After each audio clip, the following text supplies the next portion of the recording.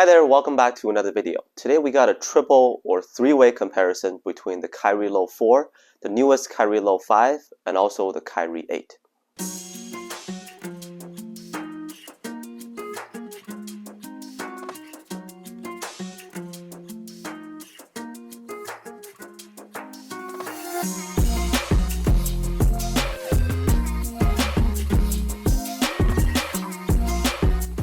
Now let me clarify that these three are all good performers, but we're still going to talk about their differences, and in the end I will still give my opinion on which one I think is the best Kyrie shoe to get right now. Let's get started. So I'll start off with the cushioning setup. If we just look at the cushioning alone, the Kyrie 8 or Kyrie Infinity for sure is the best. I would say that as a main signature model, the Kyrie 8 has arguably the best cushioning setup of the entire Kyrie line, because normally Kyrie shoes aren't known for their softness, but this one really surprised me and it's an immediate comfort when you first throw them on. I do recommend going up a half size with these to make sure that you have enough room, especially in the toe area. Then it's followed by the Kyrie Low 5. The Kyrie Low 5's cushioning is much better than the Kyrie Low 4. So putting all these like tech specs aside, one thing that I like to do is that I just put like one shoe on each foot together at the same time, and just to see which one feels better. And between the two low versions, I definitely like the 5s more. The upper is a lot softer, slightly more compression in the heels, and the Kyrie Low 4 in comparison just feels a little stiff. In terms of the core feel, I like the Kyrie 8 the most, but after some decent amount of break-in time with the Kyrie Low 5s, they feel really nice and soft, super easy to put on for like any type of games you play. The Kyrie Low 4 is the lowest cut here, so very low to the ground if that's your priority.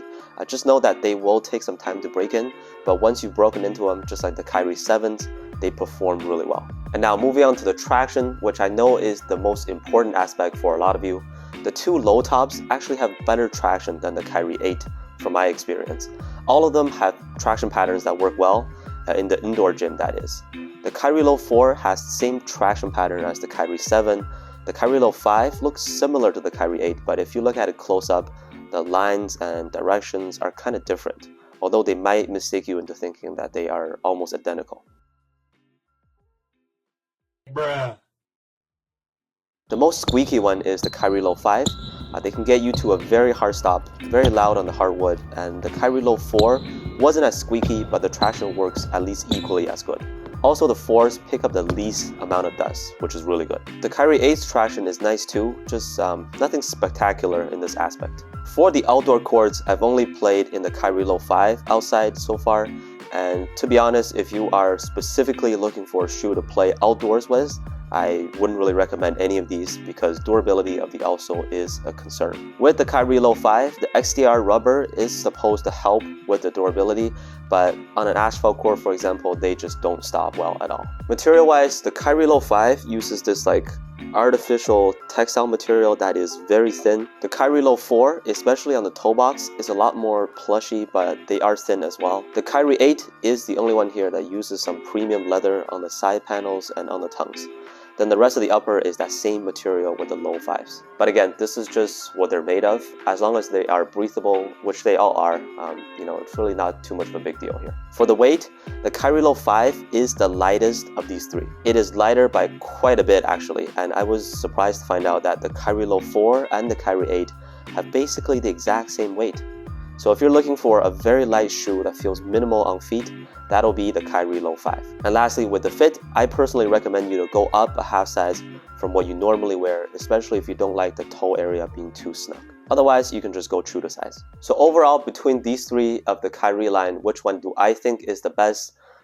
It's probably close between the Kyrie Low 5 and the Kyrie 8, but I'll personally pick the Kyrie Low 5. Like I said, all solid performers, but if I have to pick, I'd probably go in the order of Kyrie Low 5 being the best, and then Kyrie 8, and then the Kyrie Low 4. So the Kyrie Low 5, when I first got it, I was like, these are really good, but just nothing really stands out, But as I keep playing more and more in them, I really like the core feel, and they are very light, but also cushioning saw an improvement from the previous version. The Kyrie 8 is a really close call to me, but factoring the price point and also the fact that the traction of the Kyrie Low 5 does work a little bit better indoors from my experience, I might just go with the Kyrie Low 5s honestly.